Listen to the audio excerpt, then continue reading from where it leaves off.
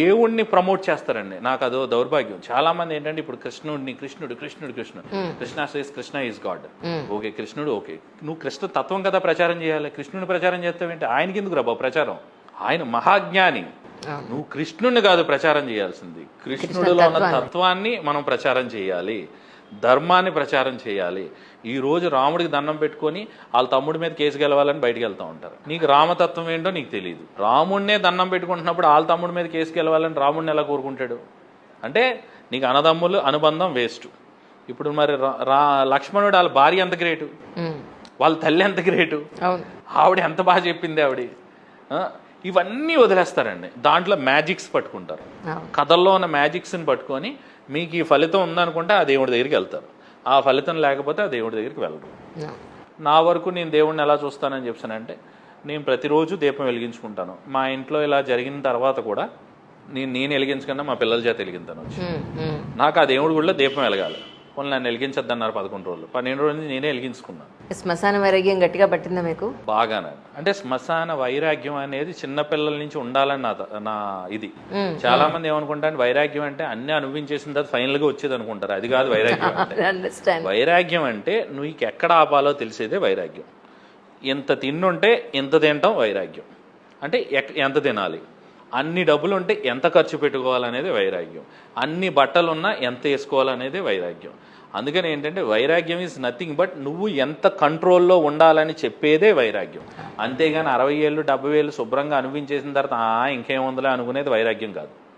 దాని over action అండి. అది వైరాగ్యమే కాదు అసలు. కానీ ఇప్పుడున్న పెద్దవాళ్ళందరికి కూడా తృప్తి లేదండి. నేనేమంటానండి, ఇప్పుడు జీవితాంతం మనం ఎంత తినేసిన 1 కోటి రూపాయలు తింటావా? అంత కూడా తినాం. 2 కోటి వేస్టే కదా. ఇన్ని ఆస్తులు ఉండి నాకు తెలిసిన వాళ్ళు 100 కోట్లు ఉన్న వాళ్ళు ఉన్నారు. పిల్లలకి రేపు పొద్దున్న ఏదో చూడాలని కదండి అంటారు. నేను ఇలా చూస్తాను అనమాట వాళ్ళ వంక. ఇంకేం చూస్తావురా నువ్వు? ఇన్ని కోట్లు ఉన్న తర్వాత కూడా ఇంకా ఏంటి ఆ తాపత్రయం? డబ్బే రేపు పొద్దున్న మనల్ని కాపాడుతుంది, డబ్బే ఇది చేస్తుంది. ఏం కాపాడుతుంది? వెళ్ళి ఐసీయూలో కూర్చో తెలుస్తుంది డబ్బు కాపాడుతుందా లేదా. ఏజీ హాస్పిటల్స్కి కిమ్స్ హాస్పిటల్కి వెళ్ళి రోజు చేరేసి కూర్చుంటే ఎన్ని డబ్బులు ఎంతమందిని కాపాడతాయి అక్కడ తెలిసిపోతుందండి. అందుకని ఏంటంటే శ్మశాన వైరాగ్యం అనేది ప్రతి చిన్నతనం నుంచి ప్రతి ఒక్కరికి కలగాల్సింది. భగవంతుని ఇప్పుడున్న పూజారులు వీళ్ళందరూ కూడా మేల్కోవాలండి. మేల్కొని భక్తి అంటే కోరికలు తీర్చుకోవడం కాదు, కోరికలు తగ్గించుకోవటం. భక్తి అంటే భగవంతుడిలాగా ప్రవర్తించటం, భగవంతుడిలాగా మనం ఆలోచించటం, భగవంతుడిలాగా ప్రేమ పంచటం. ఎంతసేపు మనమే భగవంతుడు అయితే మనం ఎలా అనుకుంటాం అనేది అహంకారం చెందకుండా ప్రతి మనిషిని సమానంగా చూసే తత్వమే నేను నమ్మే సనాతన ధర్మం. ఆ మనుషుల్ని సమానంగా చూడకుండా, పక్షుల్ని వాటిని సమానంగా చూడకుండా చూసేది ఎట్టి పరిస్థితుల్లో ధర్మం కాదు. ఇదివరకు నేను పార్వతీ పరమేశ్వరులకి కింద అటుపలు పెట్టేవాడిని.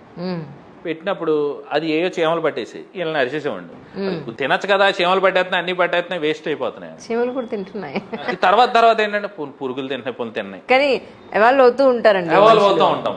మరి నెక్స్ట్ టైం అంటే పులు అవి తింటాయి, అవి కూడా ఉన్నాయి కదా, అవి కూడా తింటాయి. పులు ఏగలు మూసిరు నీ తిన్నాయి. అలాగా అంటే ఇలా కాకుండా మనం దాన్ని కోపం కిందే చేసుకుంటూ వెళ్ళిపోయామంటే దాంట్లో పీక్స్కి వెళ్ళిపోతాం.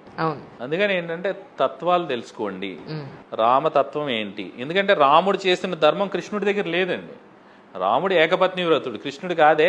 ఏమో కొంతమంది చెప్తున్నారు ఇప్పుడు ఏంటంటే ఆజన్మ బ్రహ్మచారి అని చెప్తుంటారు. మరి పిల్లలు ఉన్నారు కదా, అదే అంటున్నారు. అంటే ఆంజనేయ స్వామి కూడా పిల్లడు ఉన్నట్టు. దీన్ని ఏమంటారంటే హిందూయిజంలో పైత్యం మాట అండి. వీడికి భగవంతుడు అనవసరం. ఆదివారం ఇంత పవిత్రమైన రోజురా బాబు అని నేను తెలుసుకున్నాను. ఇప్పుడు ఆదివారాన్ని ప్రమోట్ చేయడానికి నేను చాలా సాయశక్తిలో ప్రయత్నిస్తున్నాను. ఆదివారం చాలా ఇదిగా ఉండాలి. పొద్దున్నే మా పిల్లలు పొద్దున్నే ఆదివారం ఎగరేమోనండి. ఇంక నేను ఏం చెప్పగలను, నేను ఇంకేం చెప్తాను. కానీ ఆదివారం ఒక యజ్ఞం చేస్తున్నామండి, చాలా ప్రతిఫలం ఉంటుందండి. 5ంటికి ఉంటాడు ప్రతిఫలం కోసం. ఎందుకు? భగవంతుడి మీద భక్తి కాదు, ఆ ప్రతిఫలం ఏంటో చెప్తే బ్యానర్ మీద చిన్న స్లోగన్ చాలండి, పెద్దగా కాలమ్స్ కూడా అక్కర్లేదు. ధర్మం చెప్పబడినా అంటే ఎవడో ఫోన్ చేయడు. ఇంత ప్రతిఫలం ఉండబడును అని అనుకోండి, ప్రతిఫలం గురించి వచ్చేస్తాయి ఫోన్లు, నువ్వు పెడుతుంటే వచ్చేస్తూ ఉంటాయి. అంటే ఎప్పుడండి పూజ, ఎప్పుడండి ఏమేమి తీసుకురావాలండి, ఇంకేమైనా పట్టు రావాలండి, ఇవన్నీ తేవాలమంటారా, లేకపోతే మామూలుగా వచ్చేస్తే సరిపోద్ది అంటారా, ఓ పావుగంట ముందు రమ్మంటారా, తర్వాత రమ్మంటారా, వెళ్ళిపోయేటప్పుడు ఏమైనా ప్రసాదం ఇస్తారా అండి? అంటే ప్రతిఫలం అని ఇంత కాలంలో చిన్నది రాసినా చాలండి, ఆడ ప్రతిఫలం దగ్గరికి వెళ్ళిపోద్ది కళ్ళు అని. అంతేగాని ఆ తత్వాన్ని అర్థం చేసుకునే ఇది లేదండి. నా బాధల్లో ఏంటంటే ఏంటో శివుడేమో ఏమీ లేకుండా బతుకుతాడు, వీడేమో అన్నీ వెళ్ళి ఆయన టార్చర్ పెట్టేస్తూ ఉంటాడు, వీడికి ఎంత ఉండి. నాకు తెలిసిన వాళ్ళు చాలామంది ఉన్నారు, మేము శివభక్తులేనండి, నేను ప్రతి పౌర్ణమికి వెళ్తాను, దేనికి అడుగు తింటాను కాబట్టి నేను అనుకుంటా ఉంటాను, వీడి పిల్లికి పిచ్చం పెట్టి వీడు వెళ్ళి ప్రతి పౌర్ణమికి వెళ్ళి శివుని టార్చర్ పెట్టేయడం తప్ప వీడు ఏం చేస్తున్నాడు, వీడు వెళ్ళి వీడు అన్నిసార్లు వెళ్ళకపోతే వీడి ఇంట్లో పని ఉండకుండా తీసుకెళ్ళచ్చు కదా, వీడే ప్రతి పౌర్ణమికి వెళ్ళి ఆ పుణ్యం అంతా వీడికే వచ్చేయాలి. వాళ్ళు వచ్చి జ్ఞానంగా ఉండి ఏమన్నా ఉంటావా, ఉండవు. శివుడిలో బతుకుతావు, బతకవు, ఇంకా కావాలి నీకు, ఇంకా కావాలి అంటే ఓ మెర్సిడీస్ సరిపోదు వీడికి, వాళ్ళు దాంట్లో తృప్తి ఉన్నాడని దేదీ సరిపోదు, వాళ్ళు అది ఉందని ఎసుగు తిరుగుతా తిరగవు. అంటే దౌర్భాగ్యం అండి. నీకు డబ్బు ఇచ్చి నిన్ను ఎలా నాశనం చేయాలో అలా చేసేస్తాడు. కానీ చిన్న చిన్న జనం అందరూ ఏంటంటే వాళ్ళని చూసి పాడైపోతున్నారు. అదేనండి ఎగ్జాక్ట్లీ బాధ కూడా. వాళ్ళని చూసి వాళ్ళ దగ్గర డబ్బు ఉందిరా బోలని సుఖపడతారా, నీ బొంద సుఖపడతారు. నన్ను అడిగితే నేను చెప్తాను డబ్బులో నిజంగా సుఖం లేదు, ఎప్పుడూ ఉండదు.